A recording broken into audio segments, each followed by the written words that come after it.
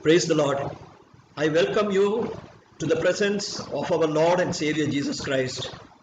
Today the Holy Spirit is in our midst and He will explain to us everything that He has given through the scriptures which have been written by Saint John the Apostle in the book of Revelation, so that we are prepared for all the events that are going to happen.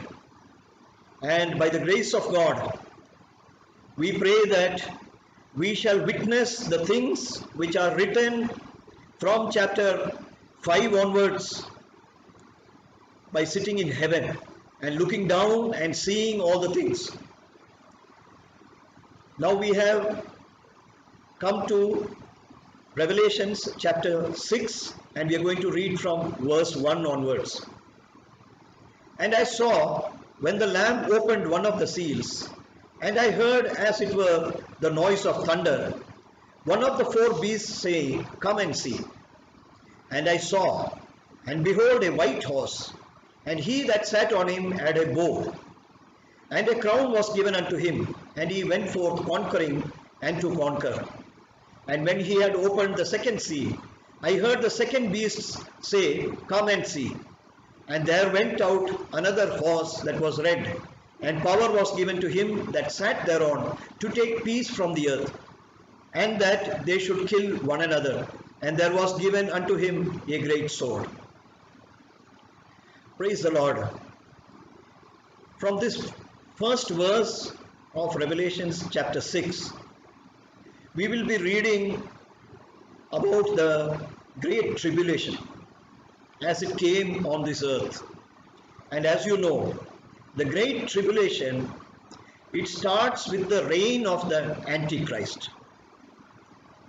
So from the verse 1 onwards, we are seeing how progressively the Antichrist, he gets a greater and greater control on the people who are left in this earth after the rapture. As you know, our Lord Jesus Christ, He died once for the sake of the entire human race, for the sins of the entire human race. But only they can get the benefit of this sacrifice who have acknowledged Jesus Christ as their Lord and Savior and have repented for their sins. Those who repented for their sins and accepted Jesus Christ as their Lord and Savior, they were guided and they have been guided by the Holy Spirit.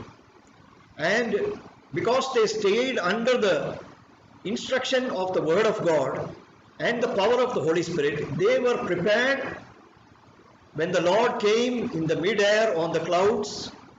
And so they were caught up to our Lord Jesus in the mid-air. And then they were taken away in the event what we refer to as rapture. Actually, this word rapture is not found anywhere in the Bible, but this has been taken from the Greek word rapturos, which is describing the event that is of Jesus coming and taking the people from this earth in that event. That is when He comes in the clouds and the people who are ready are caught up to Him. And you know, there is something very remarkable that is, at least for me, like in the tradition which I grew up, I was under the impression that only when people die, only then they can go to heaven.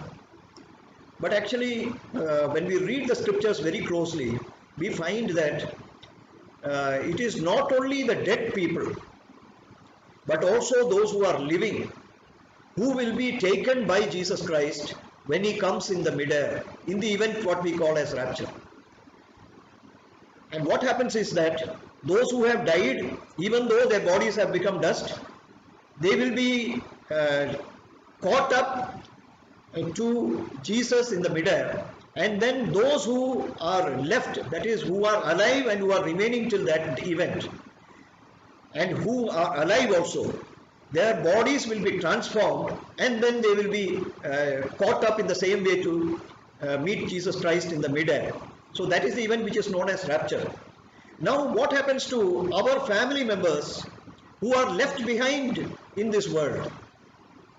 Let us remember that Jesus Christ has paid the penalty for all of them. That is, he has paid the price in his blood for everyone. But the mistake that they have made is that they have not acknowledged Jesus Christ as their Lord and Savior, or probably they have backslidden and they were not prepared when the Lord came. So we will find many of our near and dear ones still left behind on the earth, and we shall watch which from heaven, and we shall see what is going to happen to them. And you may remember that in the 5th chapter, when Saint John, he was weeping because there was no one to take the scroll. He had in mind that now who will take up the cause of the people who are left behind, and also those who have been redeemed by the blood, but who have for whom the judgment has not yet been pronounced. Now in the case of those who have been taken up in the rapture, there is no punishment for them, because already the penalty has been paid by Jesus Christ. And also for those who believe and who are on this earth, but due to some reason, because they are not prepared, they could not be caught up in the rapture. For them also the penalty has been paid, but they have to go through the purification which is going to take place in the Great Tribulation. And we are going to read about the Great Tribulation over here. But before that, I want to just remind you of one legal principle which is there in our courts of law also. That is, a man cannot be tried twice or sentenced twice for the same offense. If a man has committed an offense, then he can be tried only once and punished only once.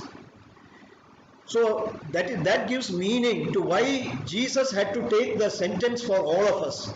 Because once the sentence has been taken by Jesus Christ, then there is no more judgment required for all those who are believing in Jesus Christ. Because the penalty which he has paid by this principle, which is known as the doctrine of double jeopardy, this is known as the doctrine of double jeopardy, there can be only one punishment, there can be only one judgment.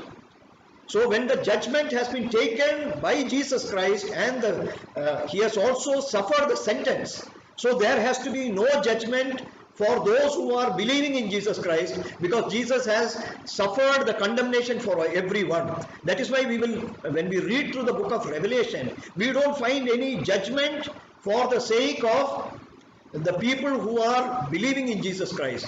And you may remember how Saint John the Apostle, he was weeping very loudly when there was no one found to take the scroll. The reason is this only, that the judge, he had to be told that already the sentence has been passed for this case, that already the punishment also has been suffered by someone, and for that the advocate had to come, and that is Jesus Christ himself. And when Jesus Christ came before the Father, it was acknowledged by everyone, yes, this is the person who has taken the sentence on our behalf, and now there shall be no more judgment on us. Now our advocate, who is the Lamb of God, he proceeds to take that scroll from the hand of God the Father, and he is opening the seals one by one. There are 7 seals upon that scroll. So when he starts opening the seals, then we find that certain events are simultaneously taking place upon the earth, and that is to do with the Great Tribulation, the start of the Great Tribulation. So when the first seal was opened, as we read in the first verse, there was a noise of thunder.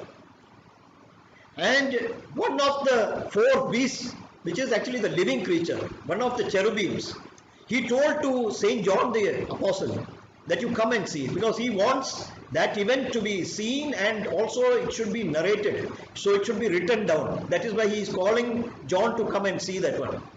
And then John was looking, and he saw a white horse, and the person who was sitting on the white horse, he had a bow and a crown was given to him, and he went forth conquering and to conquer. This means that there will be a great leader who will come to power in this world.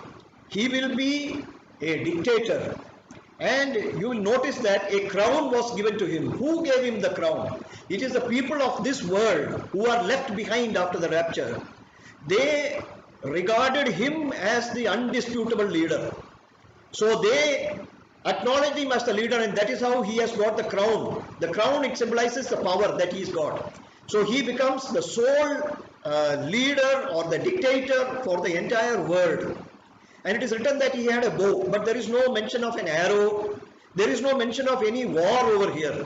It is just written that he went forth conquering. That means that wherever he went, he just established his power. He said that now this country, see that all you people are submitted to me. And he had a bow. That means that there is an army that he is having. But he does not have to use the army at all, because he has been acknowledged as the leader. So wherever he went, all the lands were surrendered to him. And now he has established his rule.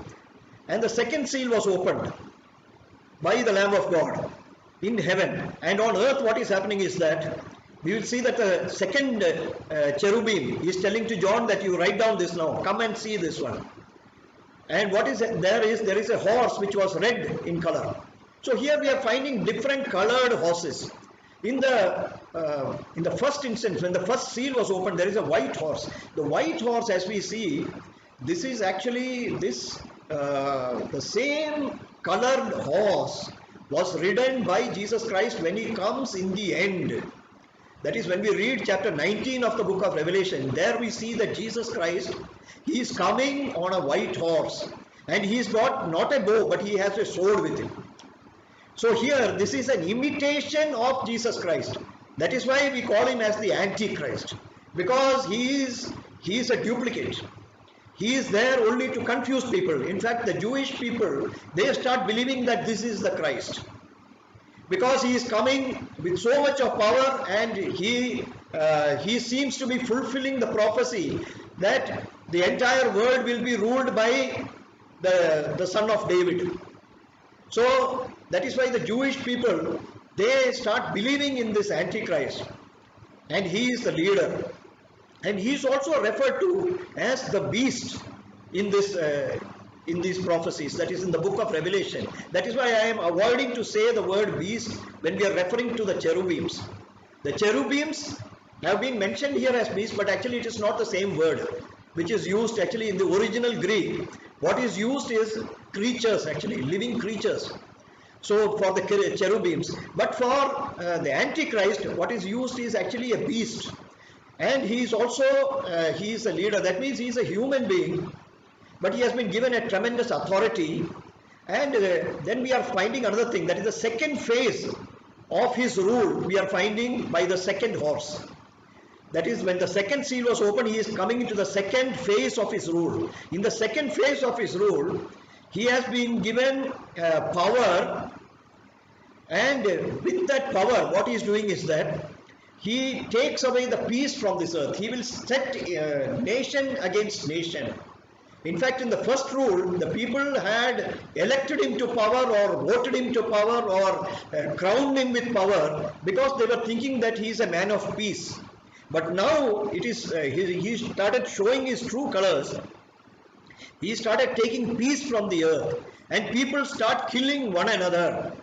And there is another thing, he also starts taking life of the men who are in this world, and that is why we are seeing that there is a great sword that was given to him. This great sword also, it tells about a great persecution. A great sword means a suffering and tribulation that is going to be brought by the Antichrist upon this earth during his second phase of rule. And then we are seeing from verse 5 that when he had opened the third seal, that is when Jesus, who is the Lamb of God, he opened the third seal of that book. On the earth we are finding something, some change is taking place. I heard the third beast saying, "Come and see." And I beheld, and lo, a black horse, and he that sat on him had a pair of balances in his hand. And I heard a voice in the midst of the four beasts say, "A measure of wheat for a penny, and 3 measures of barley for a penny, and see thou hurt not the oil and the wine." So here we are finding one thing, that is, there is going to be a great economic distress. There is going to be a shortage of essential commodities, and that is going to affect the poor people more, because we find that the luxurious items like oil and wine, for that there will be no shortage. And the penny, it stands for a day's wages. So for a measure of wheat, that means for a daily measure which is required for a human being, he has to pay 1 day's wages. And for barley also, which is 3 measures of barley, for that also it is 1 day's wages has to be paid. So it's an inordinate cost of living that has come upon this earth, and this is going to hurt the poor people, because they are the people who are being paid in pennies, that is 1 penny for a day's work. But it is written here that the oil and the wine will not be hurt, because the luxurious people, the people who are living in luxury, they will not let go of their luxury. The Antichrist will be a man for the rich people. He will see that the poor people, they do not get anything, but the rich people shall get more and more, and they will acquire more and more wealth. And the 7th verse is telling that when he had opened the 4th seal, I heard the voice of the 4th beast say, come and see. And I looked, and behold, a pale horse, and his name that sat on him was Death, and hell followed with him. And power was given unto them over the 4th part of the earth, to kill with sword, and with hunger, and with death, and with the beasts of the earth. So here now we are finding that when the Son of God, when the Lamb of God, he opened the 4th seal of the scroll which was in his hand, then the angel is telling, the cherubim is telling to Saint John that you record this also, come and see it and record it, that there is a pale horse coming, and on that is the 4th phase of the Antichrist. Now what he is doing is that there is openly, there is death for a certain group of people, and there is another thing, that is, there is also hell which is following, because the people, they are dying without believing in Jesus Christ. Many people are dying, and there will be thousands and maybe innumerable number of people who will die without repenting for their sins and without accepting Jesus Christ as their Lord. And that is not because they are dying as martyrs. It is they are dying because they cannot have the gospel preached to them at all. Because remember that the church has been taken up in the rapture, and now there is a hunger for the word of God. And how can people turn from their sins and believe in Jesus Christ unless the gospel is preached? And who can preach the gospel but the church? Hallelujah. So this is giving us the importance of the time that we are living in, beloved brothers and sisters. This is the time that we should proclaim the gospel to all our relatives and all the people whom we love, because the time is coming when they will be, if they are left behind, then there will be no preaching of the gospel, and none of them will repent for their sins, and none of them will know about Jesus Christ and put their faith in Jesus Christ. And so they cannot be saved, and so they will be going to hell, because immediately after the death there is hell which is following them. And there was a power given to the Antichrist by which he will be killing about 1/4 of the people in this planet. On this planet, about 25% of the population who are left behind will be put to death by the sword. That means by violence, by war. They will be put to death. And secondly, with hunger, because I told you the cost of living would be so great that people would not be able to afford the food at all. And so they will die of starvation, they will die of hunger, and they will die also due to the beasts of the earth coming out, because there will be so many forests over here, and all the animals who are in the forest also, they will start coming out, because they may not be able to get the food, and because people are occupying the jungles, they will start coming out, because there is no food in this in the civilized areas. So people will start going to the jungle and try to clear the jungle and try to make food for their own. And then what will happen is that the beasts of the earth will kill them. That is what is given in the 8th verse. And the 9th verse is telling that when he had opened the 5th seal, I saw under the altar the souls of them that were slain for the word of God and for the testimony which they held. And they cried with a loud voice, saying, How long, O Lord, holy and true, dost thou not judge and avenge our blood on them that dwell on the earth? And white robes were given unto every one of them, and it was said unto them that they should rest yet for a little season, until their fellow servants also and their brethren that should be killed as they were should be fulfilled.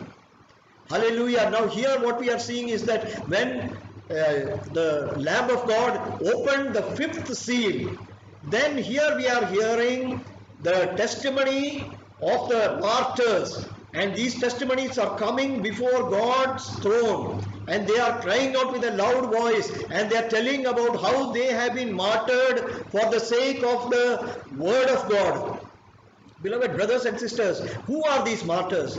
They are the people who have gone through all those 4 phases of the Antichrist which have been mentioned earlier, and they have held to the word of God, and because of their testimony of the word of God, they were put to death cruelly by the Antichrist.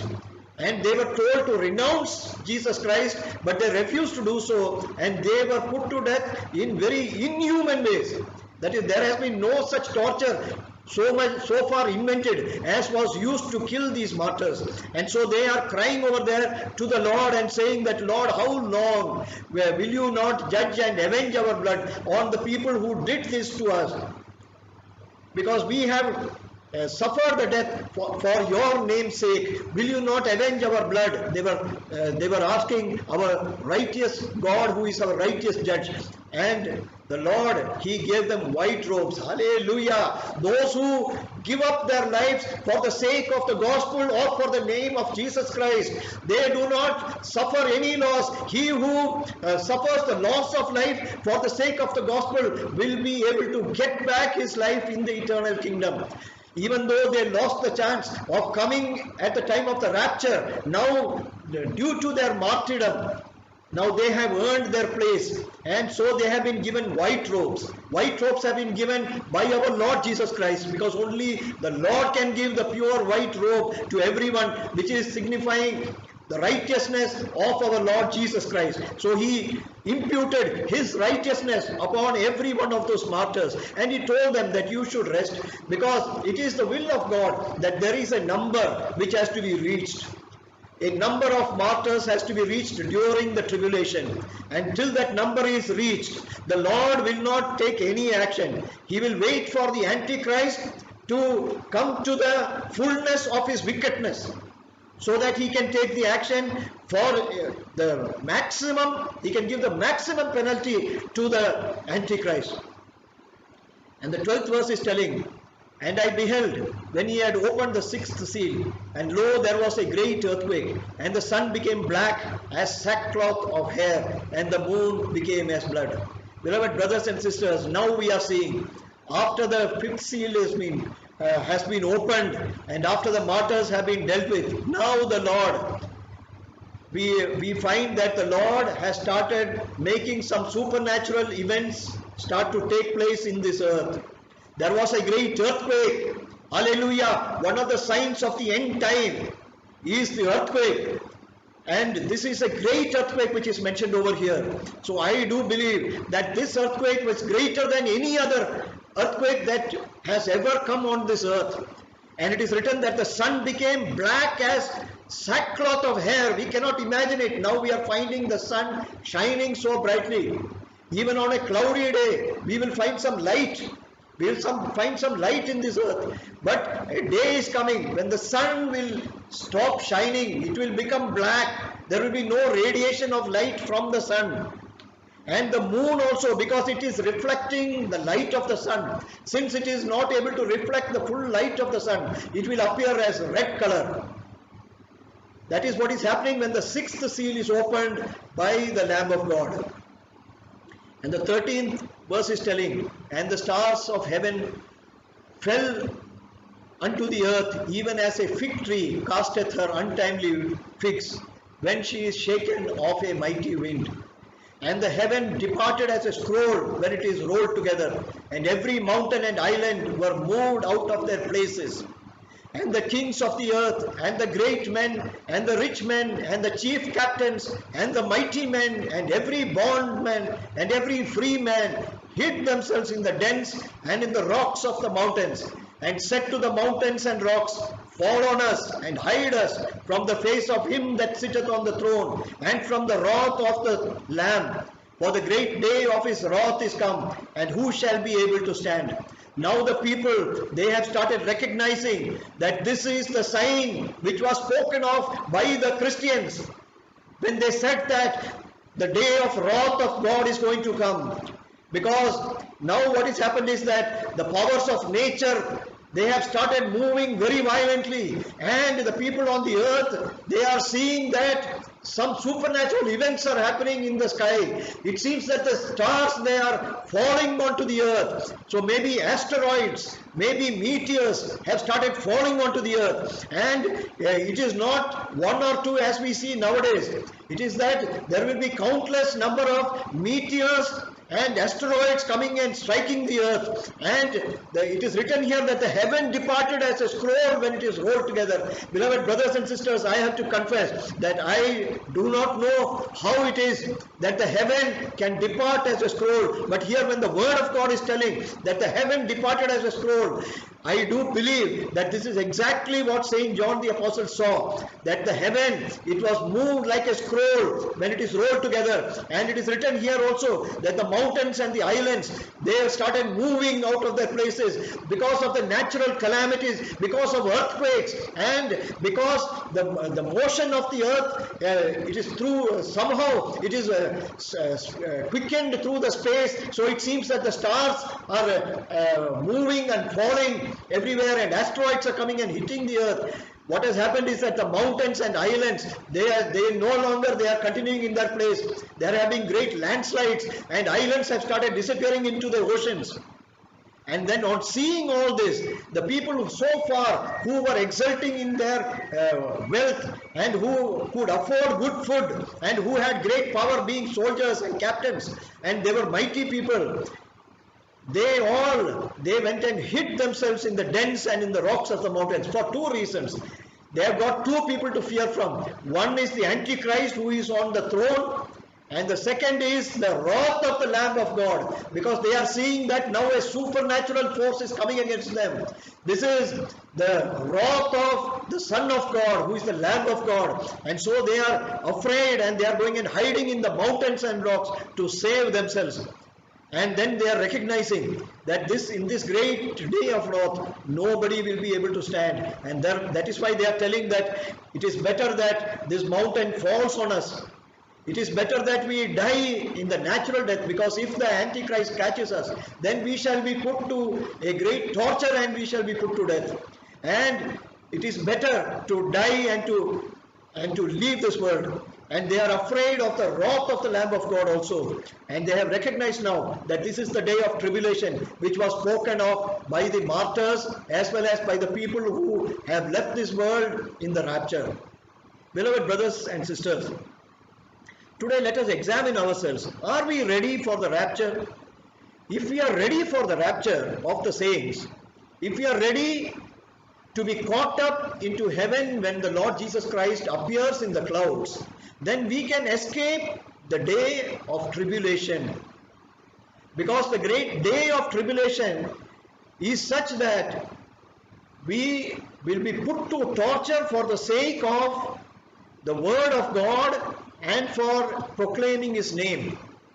Unless we renounce the name of Jesus Christ, the Antichrist will put us to a terrible torture and a death.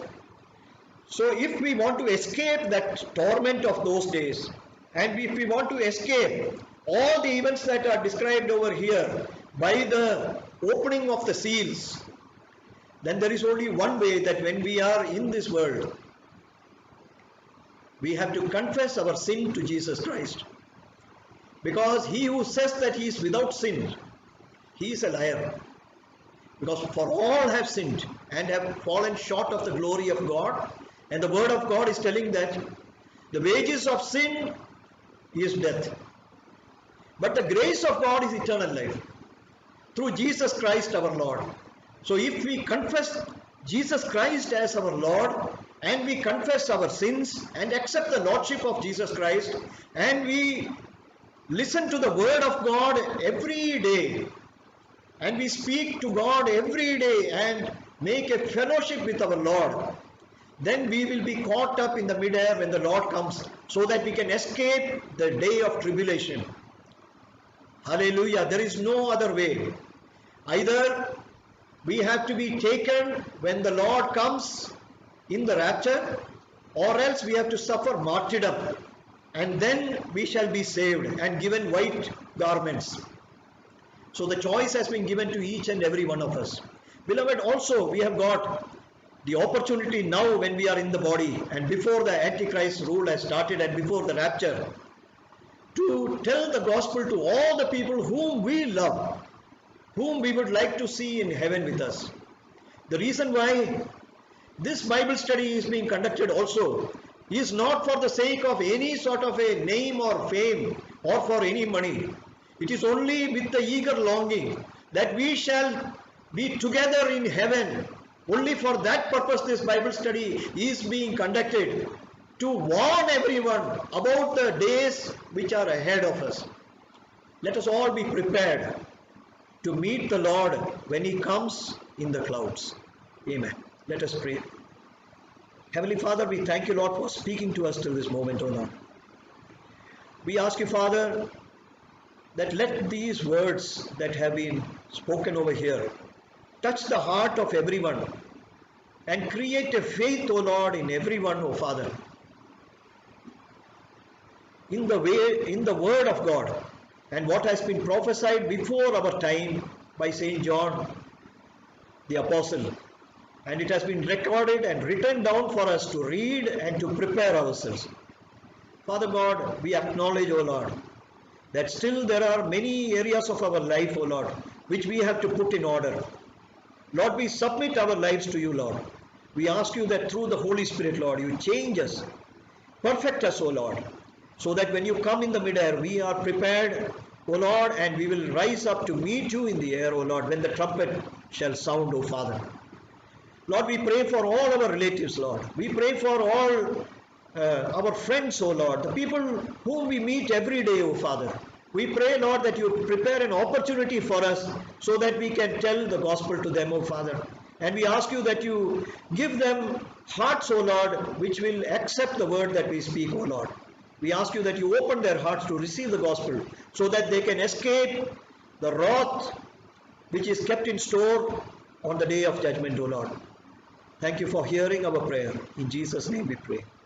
Amen.